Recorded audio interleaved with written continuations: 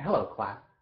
My final research paper is on the topic of repealing Don't Ask, Don't Tell, and examining what effects, if any, negatively or positively, have impacted our military. The topic of gays and lesbians being permitted to serve openly is an important societal issue that must be further researched. And there are several reasons for that. We need to know how public opinion has helped shape the policy allowing gays and lesbians to serve openly.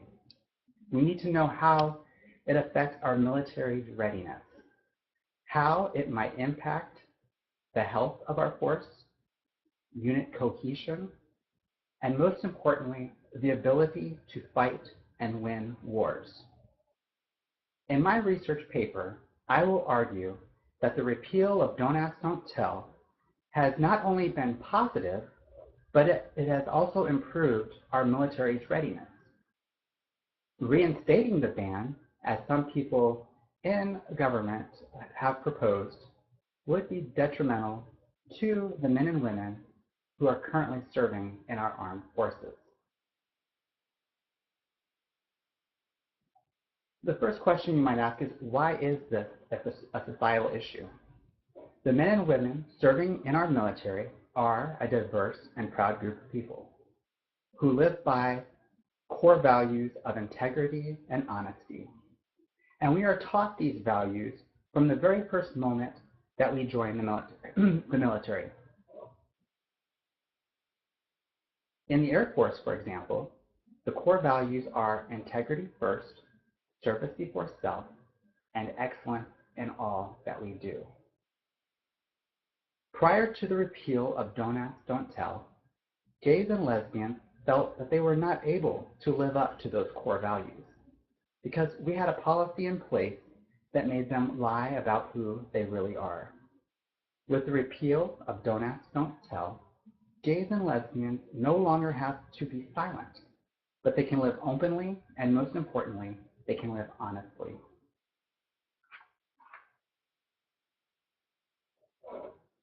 For most of our history, gays and lesbians serving in the military have had to live their lives in silence. But something remarkable happened before a Senate hearing in 2010 on the topic of repealing Don't Ask, Don't Tell.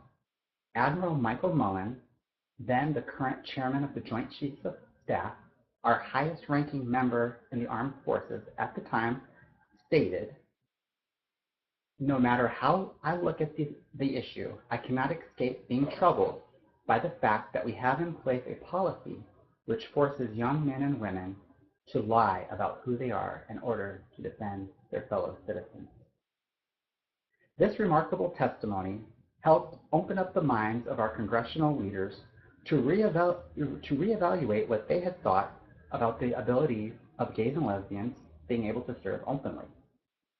Here was the nation's top military leader telling them that there is a policy in place that forces men and women to lie so that they can serve and defend our nation.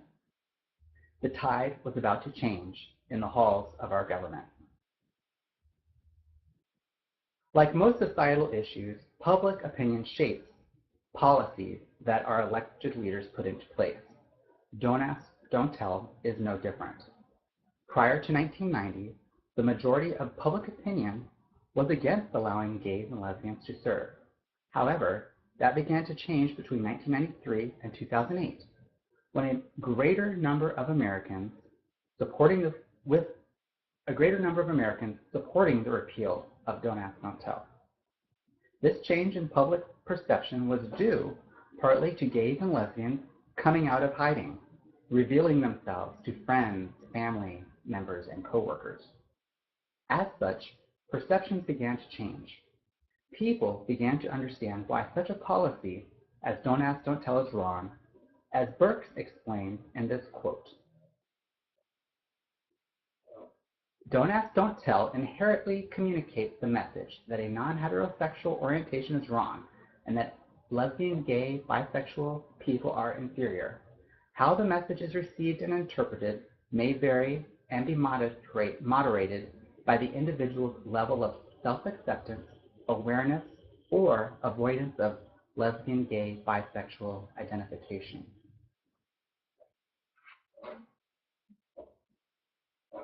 One of the main arguments of keeping the repeal in place was that allowing gays and lesbians to serve openly would damage our military's readiness.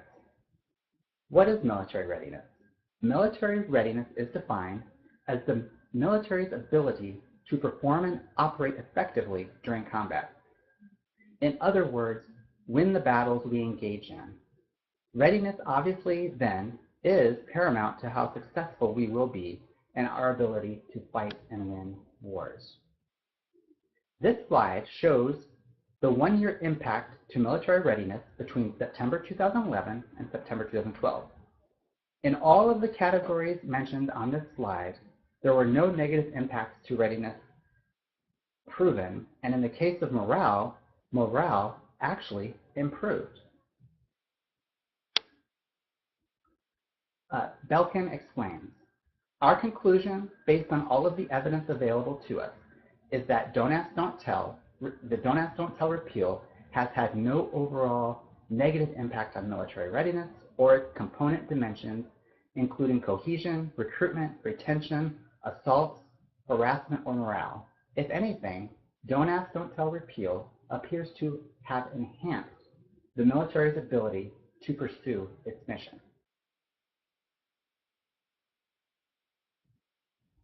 Since the repeal of Don't Ask, Don't Tell, the overall health of our military has also improved. By repealing a repressive law that caused many men and women to hide who they were because of their sexual orientation, many of these men and women felt that they had nowhere to turn, which created considerable stress on the service member, as you can imagine. The stigma that was felt by the many service members under the Don't Ask, Don't Tell policy caused a considerable amount of stress and fatigue on our force. And because gays and lesbian service members were forced to be silent, they could not seek the medical and psychological treatment or help that they needed. Once Don't Ask, Don't Tell was repealed, these men and women were able to get the care that they so desperately needed. Unit cohesion. Morale is a major concern for commanders of military units, since it is an indicator of a unit's cohesion. Members of a military unit must have purpose for what they are doing in order to meet their goals. Since the repeal, there has not been any report of a drop in morale due to the lifting of the ban on Don't Ask, Don't Tell.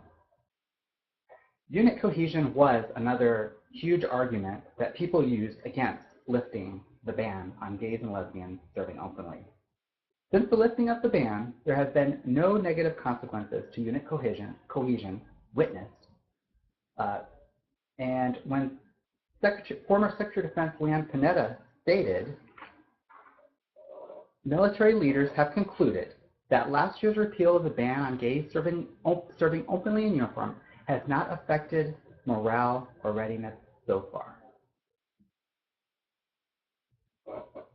This statement by our Secretary of Defense was proof that all of the arguments for keeping the ban in place, because they would have negative consequences to morale and readiness, had just been proven not to be true.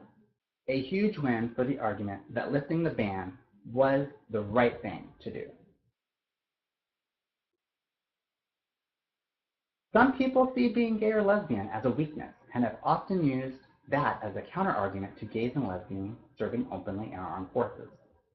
There have been many documented cases of heroic action by gays and lesbians serving that contradict these claims of weakness. And again, this is another major argument for keeping the ban in place, was that public perception at the time, and still is in some cases, that gays and lesbians are weak.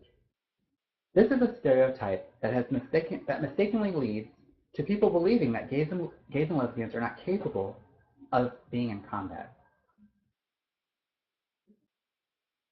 There have been, as the research that I've done reveals, many documented instances where gays and lesbians have acted heroically and courageously in battle.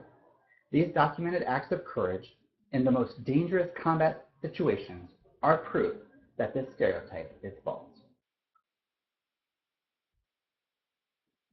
The importance of this research topic will not only benefit the gays and lesbians serving in our military, but it will improve our nation's armed forces as a whole and will ensure that we remain a free and democratic society.